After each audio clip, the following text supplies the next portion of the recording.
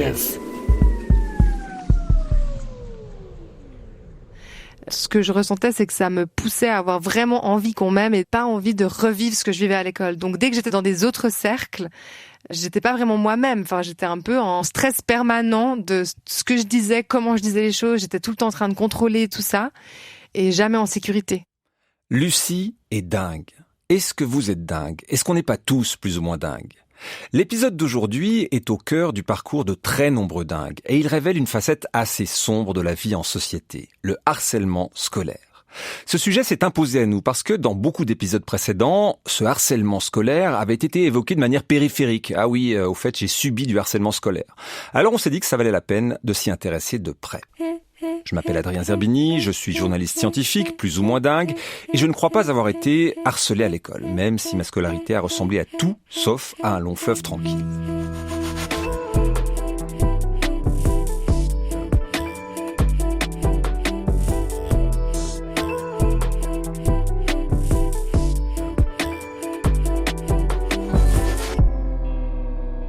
Les statistiques actuelles considèrent qu'environ 1 enfant sur 10 à l'école subit du harcèlement scolaire. Quand on mesure l'impact de ce stress sur les enfants qui le vivent, on se dit qu'il serait grand temps que les différents départements d'enseignement et d'instruction publique se saisissent vraiment de ce problème. Parce que jusqu'à preuve du contraire, l'école n'est pas là pour détruire les enfants ou leur provoquer des problèmes qu'ils mettront des années à traiter. Donc, disons-le clairement, le harcèlement scolaire, ça n'est pas juste des gamineries ou des choses qui arrivent. C'est exactement l'inverse. Ce sont des choses qui ne devraient pas arriver. Voici l'histoire de celle que nous appellerons Lucie. C'est un prénom d'emprunt. C'est la rentrée scolaire en 2010. J'ai 15 ans. Je commence un apprentissage d'employé de commerce. Je suis très contente de quitter l'école et de commencer justement quelque chose qui me motive et qui est plus lié à de la pratique. J'ai pas forcément d'appréhension par rapport au cours, mais je me souviens que j'ai une appréhension quand même par rapport à la classe. Très peu de temps en fait, directement à la rentrée. Il se passe une journée où on est en classe et l'enseignante demande quelque chose par rapport à un devoir. Et moi, je sors un peu spontanément ah oui, on avait un devoir à faire pour aujourd'hui. Cette phrase-là, elle a amené à ce que la prof demande qui avait fait les devoirs en fait. Moi, vraiment, j'ai même pas réfléchi à ça. Tout d'un coup, je suis passée un peu pour celle qui faisait tous ses devoirs. Enfin, on était un peu au début. Et là, je sens directement derrière moi des chuchotements. 2 filles de ma classe qui commencent à me jeter des regards et à me dire des choses dont je me souviens plus aujourd'hui. Mais j'ai vraiment senti qu'elles avaient juste envie d'avoir un bouc émissaire et j'étais vraiment parfaite pour ça. J'avais déjà, je pense, un peu un tempérament où je baissais beaucoup la tête. Enfin, je me souviens dans ma posture, je pense j'avais peur vraiment.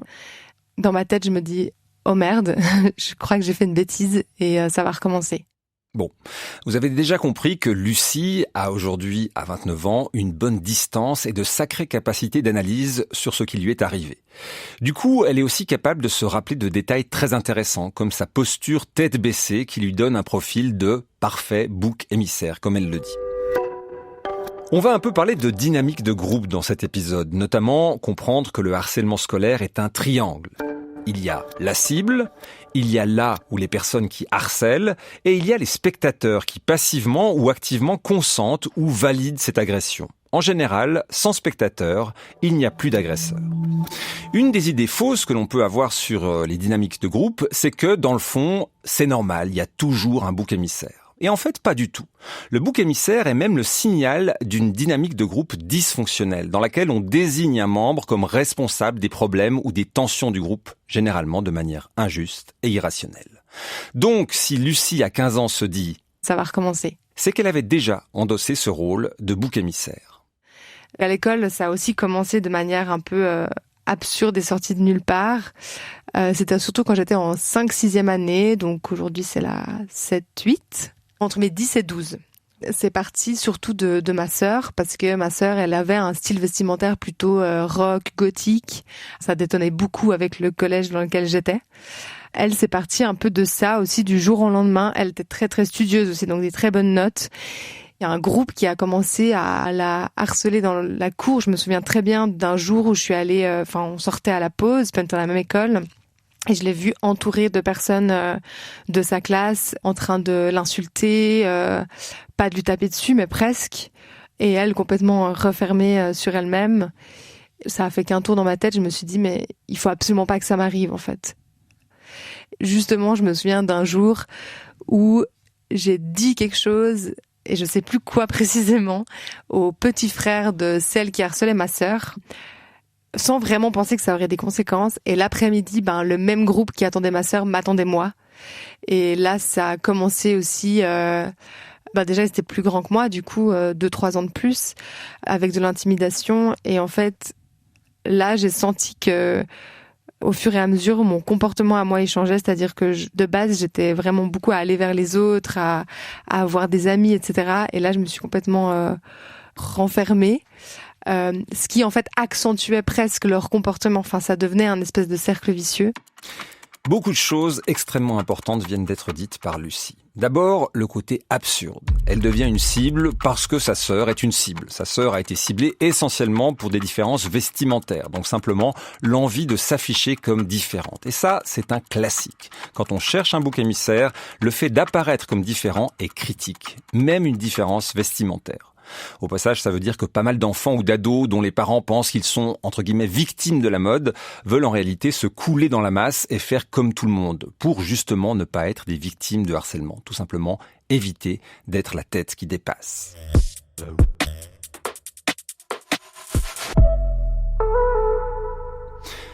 Ce que va vivre Lucie, c'est essentiellement de l'intimidation. Peut-être que vous vous dites, l'intimidation, les menaces, tout ça, c'est pas ce qu'il y a de pire. Et c'est vrai qu'on identifie beaucoup plus facilement la violence physique à du harcèlement scolaire. Mais là, j'aimerais juste qu'on s'arrête 15 secondes sur ce concept d'intimidation. Quand les adultes entendent parler d'intimidation chez les enfants ou chez les ados, leur réaction la plus fréquente, c'est un haussement d'épaule. Alors que quand les adultes se font intimider par d'autres adultes, ils le vivent généralement très mal.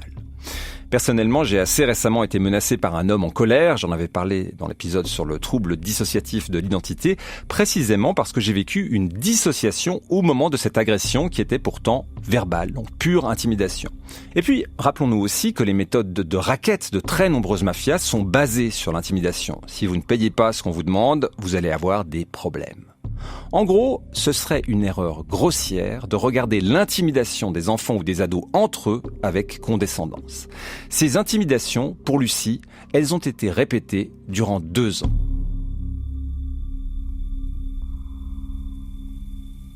C'est pas que j'avais jamais d'amis ou que j'étais vraiment toute seule, pointée du doigt dans la classe. C'était plus que du coup, il y avait comme un espèce de jeu autour du harcèlement où un jour on m'a harcelé moi et le jour d'après, en fait, finalement, on me demandait d'harceler quelqu'un et pour faire partie de ce groupe, fallait le faire, en fait. Pour moi, ça a pris tellement de formes différentes. Ma sœur, elle a vécu, elle était vraiment très isolée pour le coup. Tout le monde l'a pointé du doigt. Maman, elle a vécu des violences hyper fortes. Et pour moi, j'avais aussi pas envie d'aller à l'école. J'ai développé aussi une espèce de phobie scolaire où j'avais plus envie de travailler pour l'école parce que en plus j'avais des bonnes notes, c'était encore pire en fait. Il fallait que je sois mauvaise. Enfin, il fallait que je sois au moins un peu un cancre et puis que je puisse dire moi aussi j'ai eu un 3,5. Voilà, je fais un peu partie de votre équipe quoi. La pression est continue. Elle pousse donc Lucie à devenir mauvaise à l'école, pour ne pas être la cible du harcèlement. Et puis, il y a ce chantage tacite. Si tu ne veux pas être la cible aujourd'hui, alors sois du côté des harceleuses, ou à minima, du côté des spectatrices consentantes, le fameux triangle. Et puis, un des facteurs de stress de Lucie, c'est de voir sa sœur se faire harceler continuellement et encore plus violemment qu'elle. Par exemple, on m'appelait la sœur de Skin, parce que justement, ma sœur, elle avait un look gothique. Moi, je savais même pas ce que ça voulait dire skin avant, donc après j'ai fait des recherches. Là, elle avait des longs cheveux, donc elle était pas enfin, ça avait aucun sens. Mais mon harcèlement était beaucoup lié à celui de ma sœur, en fait, surtout au début. Et après, quand elle est partie, parce qu'elle est partie une année avant moi de l'école, j'ai eu l'impression que tout s'est un peu remis sur moi, avec du coup les petits frères et les petites sœurs des personnes qui harcelaient ma sœur, qui m'harcelaient moi, quoi. C'était un peu une entreprise familiale de harcèlement, un peu. C'est en tout cas comme ça que je l'ai ressenti. Elle a eu des gros problèmes de santé mentale quand elle était ado. Elle a fait de l'anorexie. Ça a été très très loin en fait. On a cru qu'on allait la perdre. Donc et ça, le harcèlement scolaire avait joué un gros rôle là-dedans. Pas le seul, évidemment, mais un gros rôle là-dedans. Et là, je ressentais beaucoup de culpabilité vis-à-vis de ma sœur que j'avais pas réussi à soutenir parce que j'étais en train d'essayer de me protéger toutes ces années. Je sais pas vous, mais moi, cette pression permanente, cette peur continuelle me fait penser à notre épisode sur le stress post-traumatique complexe. Ce mot de complexe fait référence à des traumatismes qui sont répétés et prolongés, au fait que les victimes de ce genre de stress ne se sentent jamais en sécurité, même si elles se trouvent loin ou à des années de toute menace. Ce stress de fond, cette insécurité, Lucie la ressent encore dans sa vie aujourd'hui. Il y a énormément de stabilité autour de moi, mais c'est comme si j'avais l'impression que tout était quand même du sable mouvant. Donc, intuitivement, j'ai l'impression que tout ça ressemble à du stress post-traumatique. Mais bon, peut-être que je m'emballe, peut-être que je vais trop loin. L'enfant qui est victime de harcèlement répété peut présenter un trouble de stress post-traumatique. Ça se retrouve à l'âge adulte. Anne Gégère est psychologue clinicienne. Et c'est vraiment une forme de stress chronique, si vous voulez, puisque ça se répète aux conséquences qui sont parfois vraiment graves. Donc c'est important de prendre ça au sérieux et d'accompagner ces enfants quand ils sont harcelés. Anne Gégère va nous éclairer grâce à son expérience auprès d'enfants harcelés à l'école. Elle est notamment psychologue à l'association VIA, qui vient en aide aux enfants victimes de ce type de harcèlement dans le canton de Vaud. Donc pour elle, c'est clair, il n'est pas abusif de parler de stress post-traumatique pour des enfants harcelés de manière répétée. Un trouble que l'on retrouve même à l'âge adulte, comme quand Lucie évoque ces fameux sables mouvants. Avant d'aller plus loin avec Anne Gégère, je trouve assez utile d'avoir une définition du harcèlement scolaire. En fait, le harcèlement scolaire, il comporte 3 caractéristiques qui nous font dire que c'est du harcèlement. Donc la violence, elle est fondée sur des rapports asymétriques de domination et d'intimidation. Elle se répète parfois pendant plusieurs années et elle entraîne l'isolement, qui est sans doute la forme la plus difficile pour un enfant harcelé. Ça, c'est clair. 3 points. Domination, répétition, isolement. On a compris dans le récit de Lucie que sa sœur a vécu un isolement complet. Elle, Lucie, l'a vécu par intermittence avec justement ce rapport de domination. Un autre point que je voulais aborder avec Anne Gégère, c'est l'amorce. C'est quoi le point de départ du harcèlement ? L'auteur du harcèlement va repérer une potentielle cible. Il va l'approcher, la blesser, et si l'enfant réagit à cette insulte, à cette moquerie, c'est le début de l'emprise déjà. Le harceleur, il est content, il se dit là j'ai ma cible et je vais pouvoir continuer. Quand je vous dis il est content, il n'est pas toujours conscient du mal qu'il va faire. Donc peu d'entre eux d'ailleurs s'en rendent compte. Et c'est pour ça qu'il continue. C'est quasiment toujours un phénomène de groupe. L'auteur va rassembler d'autres enfants et puis intimider un enfant souvent isolé. Donc, dans un monde parfait, il faudrait apprendre aux enfants à ne pas réagir à la moquerie. Regardez cette goutte de pluie qui tombe sur la feuille de lotus. L'eau glisse sur elle sans même la mouiller. Cette feuille est dite hydrophobe. Mais attends, c'est pas supposé être un docu sur la dynamique de groupe chez les grands singes ou un truc du genre ? À côté du lotus, c'est Rambo, un gorille dominant. Ce que l'on appelle un dos argenté. Chez les gorilles des montagnes, les groupes sociaux sont dirigés par un mâle qui marque sa domination avant tout par sa force physique. Ah ouais, donc en fait c'est pas le plus malin qui dirige quoi. Non, comme vous dites, c'est le plus costaud. Bon Dieu, mais je crois que la télé entend ce que je dis. Oh pardon, donc chez les gorilles, les harceleurs cherchent à dominer le groupe plutôt qu'à faire du mal à leurs victimes. Mais pourquoi ils parlent de harcèlement maintenant ? Qui a la télécommande ? On peut zapper ? Le harcèlement scolaire est un mal dont les médias parlent de plus en plus. Pourtant, Anne Gégère est assez affligée par ce qu'elle entend à ce sujet. Malheureusement, j'ai des retours de parents qui me racontent qu'à l'école, on leur dit, les enseignants ou les doyens qui disent oui, c'est des histoires d'enfants, écoutez, votre enfant doit aller voir un psychologue, c'est lui qui va pas bien, etc., etc. Et je trouve que ça, c'est complètement inadéquat. C'est qu'un enfant qui commence à parler, c'est qu'il est en grande souffrance. Donc c'est une forme de stress chronique, d'accord ? Donc on relève très très souvent une faible estime de soi, des troubles anxio-dépressifs, une vulnérabilité relationnelle qui aura malheureusement un impact plus tard et qui peuvent entraîner vraiment des difficultés d'adaptation dans le contexte professionnel, relationnel ou amoureux. Et puis Ce qu'on observe aussi, c'est évidemment l'isolement social. Ça, c'est plutôt à court terme, une indisponibilité psychique pour faire face aux apprentissages scolaires. Donc malheureusement, ça entraîne une chute des résultats, parfois un absentéisme, voire malheureusement, ça peut développer une phobie scolaire. Il y a aussi un sentiment d'abandon. La victime se sent abandonnée par les adultes autour de lui, notamment à l'école. Même quand il dit et partage ce qu'il vit, puisqu'on le renvoie souvent à lui-même, il faut te défendre, etc. Et cet abandon va renforcer l'isolement et puis à terme peut développer une anxiété sociale, voire le recours à la violence. La violence est souvent l'expression d'une immense frustration et d'un sentiment d'impuissance de la part des cibles qui peuvent donc péter les plombs et devenir violentes envers leurs agresseurs, envers d'autres personnes ou envers elles-mêmes.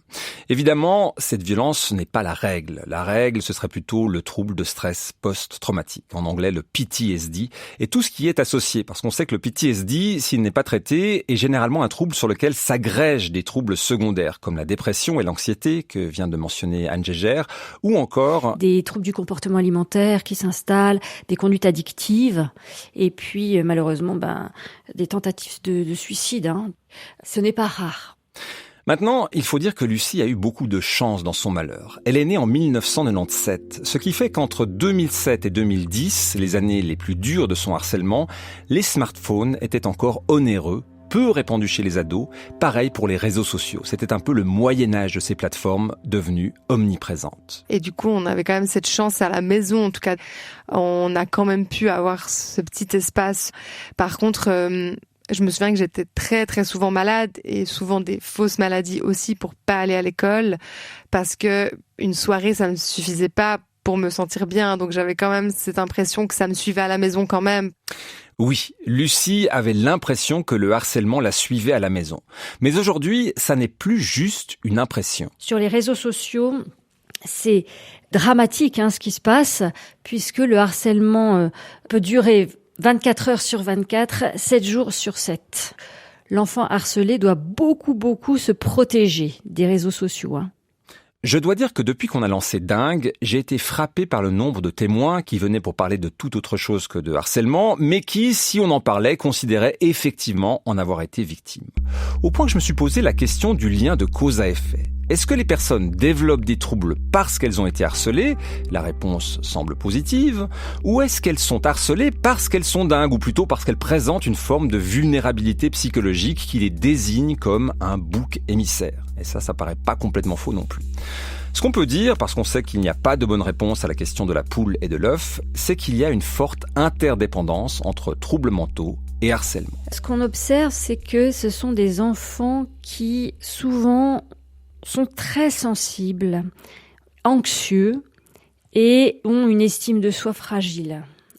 Ce qu'on observe aussi, c'est que les parents de ces enfants-là, qui sont victimes de harcèlement, ont souvent eux-mêmes été harcelés. Difficile de dire en quoi le profil de Lucie correspond à ceux que vient d'énoncer Anne Gégère. Mais sur la sensibilité et l'anxiété, il y a un souvenir très touchant qui remonte à la petite enfance de Lucie, vers ses 7-8 ans. En fait, on faisait un jeu avec les groupes de filles de ma classe et j'ai l'impression vraiment que je ressentais des émotions hyper fortes qui faisaient que ça me rendait un peu anxieuse parce que je me souviens très bien de cet après-midi. J'avais pas gagné puis en fait on m'avait mis un peu hors du groupe genre ah mais toi t'as perdu en fait c'est toi qui pars et que ça m'avait hyper blessée en fait comme si j'avais vécu un gros truc alors qu'on était toujours copines. Mais je me souviens de cet après-midi hyper fort. Donc, à minima, Lucie coche la case sensible, voire hypersensible et anxieuse. Et puis, puisqu'on en est au profil type des victimes, on va s'intéresser aux indices. En tant que parents, frères, sœurs, amis, enseignants, qu'est-ce qui doit être considéré comme un signe possible de harcèlement? Au niveau émotionnel, ce qu'on observe, c'est une tristesse apparente et qui survient un peu d'un seul coup. Là où il faut être focus, si vous voulez, c'est que ces signes-là, ils sont exacerbés et nouveaux. On peut aussi relever l'irritabilité chez un enfant, une anxiété de séparation, donc une difficulté à aller à l'école, un sentiment de culpabilité et de honte. Au niveau du comportement, on parle de repli sur soi, aussi des manifestations psychosomatiques comme des maux de tête, des maux de ventre à répétition, des difficultés parfois à respirer, qui nous font penser bien sûr à des crises d'angoisse. Et puis s'installe malheureusement un trouble d'anxiété scolaire. Chute des résultats, ça c'est un indicateur. Anne Gégère a mentionné la honte, qui est généralement le sentiment dominant chez les victimes. Ce qui explique que souvent, elles ne parlent pas de leur situation à leurs parents ou à leurs enseignants. Ce qui est certain, c'est que le harcèlement fait des dégâts et qu'il est généralement évitable. Prévenir, c'est aussi pour moi intervenir dès la rentrée scolaire, prévoir une matinée sur le sujet pour expliquer ce que c'est que le harcèlement scolaire, ce que c'est que le cyberharcèlement, comment faire en cas de harcèlement scolaire, comment faire quand on est témoin de harcèlement scolaire et informer les enfants qui peuvent en parler à un adulte de confiance, en l'occurrence ça peut être l'enseignant principal. Et je suggère aussi aux enfants d'aller voir le professeur avec un ami ou des amis. Ça c'est beaucoup plus facile. Donc, le harcèlement scolaire peut être freiné dans une large mesure par cette prévention, notamment parce que l'enfant harceleur, on l'a dit, n'a souvent pas conscience du mal qu'il provoque. Bon, si une intervention d'une demi-journée par an et par classe peut limiter le harcèlement scolaire, j'ai envie de dire, mais qu'est-ce qu'on attend ?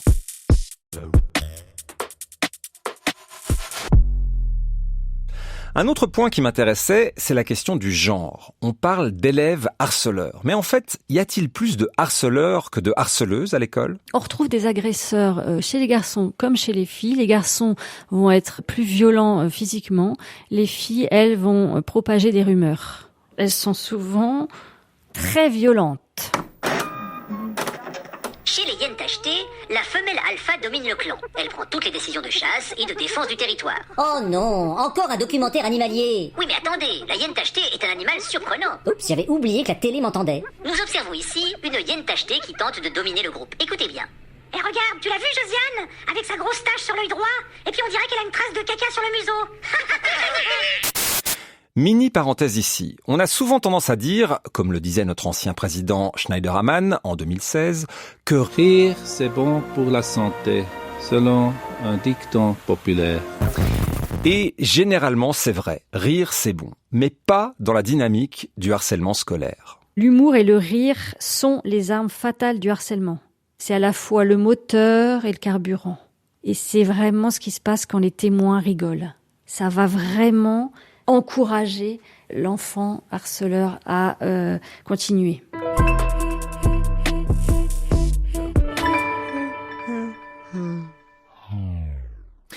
Heureusement, d'un côté, il y a le harcèlement scolaire et de l'autre, il y a les capacités de résilience souvent gigantesques des victimes de harcèlement. À ce chapitre, le parcours de Lucie est assez étonnant.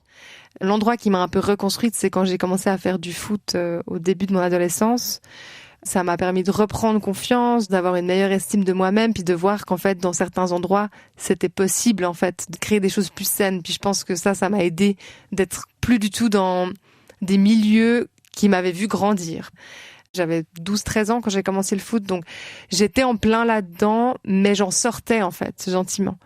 Même si ça n'a pas toujours été facile. Par exemple, j'ai joué avec des garçons pendant longtemps, puis dès que je suis arrivée dans des équipes de filles, de nouveau, j'étais en stress. Et à partir du moment où j'étais dans une équipe où ça a été OK, au final, là, ça a permis aussi de me reconstruire.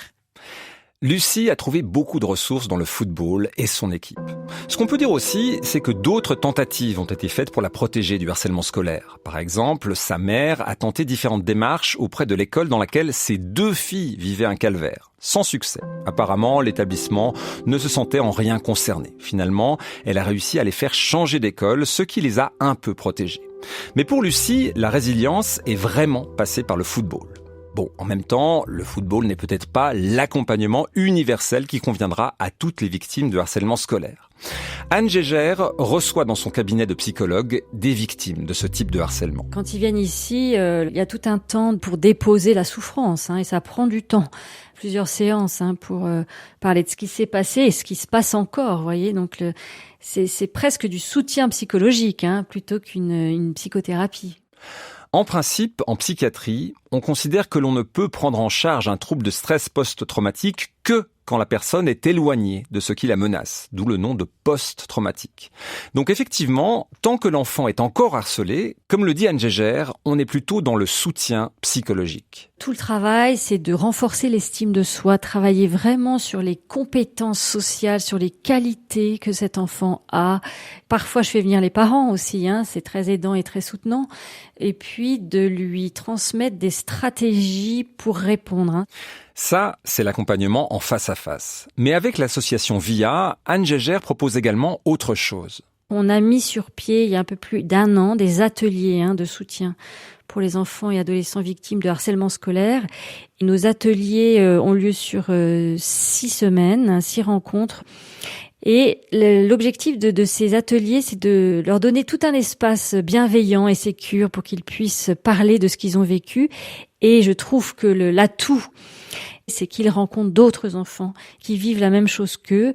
Et ces échanges, ces partages les enrichissent énormément aussi d'outils aussi, car chacun a ses outils aussi pour se défendre et se protéger.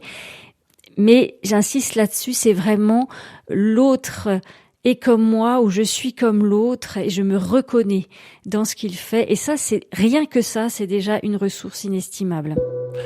L'un des 3 piliers du harcèlement scolaire étant l'isolement, vous vous rappelez, domination, répétition, isolement. Ces ateliers en petits groupes font tomber ce pilier, ce qui est donc un bénéfice direct. Et puis, il y a la force positive, cette fois-ci, de la dynamique de groupe. Le groupe consolide l'estime de soi et les compétences sociales. Évidemment, Lucie n'a pas pu bénéficier de ces ateliers, dont la création date de 2022. Mais si on lui demande si cette expérience de harcèlement l'a durablement marquée, certaines réponses ne laissent aucun doute. Par exemple, aujourd'hui, j'ai pas envie d'avoir d'enfants, juste parce que j'ai pas envie qu'ils aillent à l'école, en fait. Parce que je suis encore clairement traumatisée de ce qui s'est passé, de ce que j'ai pu voir et de ce que je vois encore aujourd'hui. Il y a pas grand-chose qui évolue, en fait. Il y a encore un autre point que j'ai trouvé particulièrement touchant dans ce que Lucie estime être une conséquence de ce harcèlement scolaire. C'est sa première relation amoureuse. Quand j'étais adolescente, très vite, je me suis accrochée en fait à une personne avec qui j'ai été pendant 4 ans, de mes 14 ans à 18 ans. C'était une relation hyper adulte. Moi, j'avais tellement envie à ce moment-là de sortir de l'enfance et de l'adolescence. Du coup, avec son lot de problèmes, parce que c'est pas possible de faire ça. Je pense que ça a été une relation très chouette et qui aussi a participé à une émancipation. Sur plein d'aspects, on s'est un peu sauvés mutuellement, mais sur d'autres, on s'est quand même fait du mal psychologiquement, parce que quand on essaie de se sauver, c'est rarement... Enfin, là, c'était pas une très bonne idée non plus. J'avais tellement envie de nouveau, en fait, envie qu'on me rejette pas, etc., que j'ai été hyper possessive. Enfin, je faisais des choses dont je suis pas du tout fière, quoi. Il a fallu que ça s'arrête et puis que je vive mon adolescence à mes 18-19 ans pour que ensuite je puisse reconstruire des relations plus saines. Et encore aujourd'hui, je lutte beaucoup contre cette peur du rejet et puis ce sentiment d'instabilité constant partout. Mais vous l'entendez depuis le début de cet épisode, Lucie n'est pas du genre à s'accabler sur son sort. Elle témoigne très bien de ce qu'elle a vécu et elle en tire aussi du positif, des PSP, les petits super pouvoirs qui s'expriment notamment dans son métier. Après son apprentissage d'employée de commerce, Lucie a fait des études pour devenir travailleuse sociale. Je travaille dans plusieurs associations et fondations qui travaillent principalement avec des jeunes, dans la prévention surtout, et notamment la santé mentale. Je pense que ça m'a rendue vraiment attentive à ce que les autres vivent autour de moi. En fait, j'arrive à voir quand il y a quelque chose qui va pas, quand un ou une jeune montre des signes qu'elle vit une situation à l'école ou comme ça. Je pense que ça a clairement développé aussi mon empathie. Enfin, c'est vraiment là-dedans que j'ai envie d'aller parce que justement, être avec les jeunes puis travailler dans la prévention, ça me permet aussi un bout de partager quand même mon histoire de vie parce que comme d'autres histoires de vie, elle peut aider. Finalement, avoir un petit impact ou essayer de faire quelque chose de un peu plus positif de ce que j'ai vécu.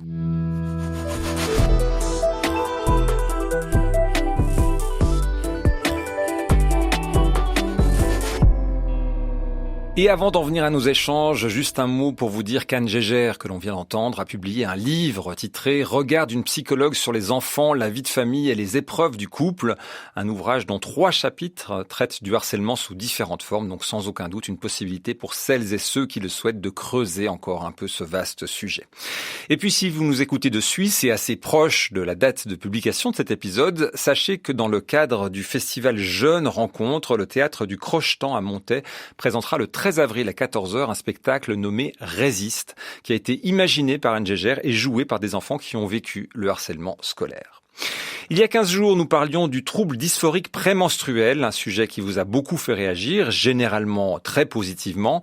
À l'image de Sophie qui nous écrit « Merci beaucoup à vous et à Zoé pour ce podcast. Après 10 ans d'enfer, comme vous dites, il y a seulement quelques mois que j'ai trouvé la psychiatre qui m'a cru quand je lui ai dit que mes périodes de dépression, entre guillemets, étaient selon moi dues aux hormones. Celle d'avant n'avait jamais voulu me croire. J'ai repris le sport, mais pas encore assez. J'ai un antidépresseur qui agit sur la sérotonine et je vous confirme que l'an dernier, on a tenté la pilule, mais ça n'a strictement rien fait. Je mange moins salé et sucré, mais je vais encore penser aux compléments. Merci pour le tuyau.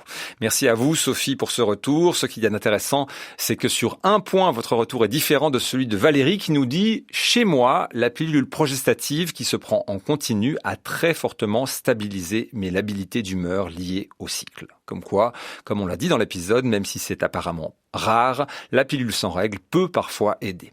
D'autres retours très bienveillants, je dois le dire, m'ont fait remarquer que j'avais parfois la délicatesse d'un éléphant dans un magasin de porcelaine. Ainsi, Nadia nous écrit « Je me permets de vous dire que lorsque vous dites, sauf preuve du contraire, que les hommes ne sont pas concernés, vous oubliez d'inclure les hommes trans ainsi que les personnes intersexes et non binaires. » Kenza me dit la même chose et me propose de parler de personnes menstruées, ce qui me semble être effectivement une bonne proposition, avec mes plates excuses pour ces propos d'hippopotame binaire dans un atelier de céramique.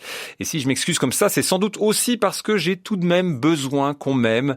Et ça tombe bien puisque notre prochain épisode traitera de la dépendance affective. Ce sera dans 15 jours, le lundi 25 mars. D'ici là, ayez une vie dingue.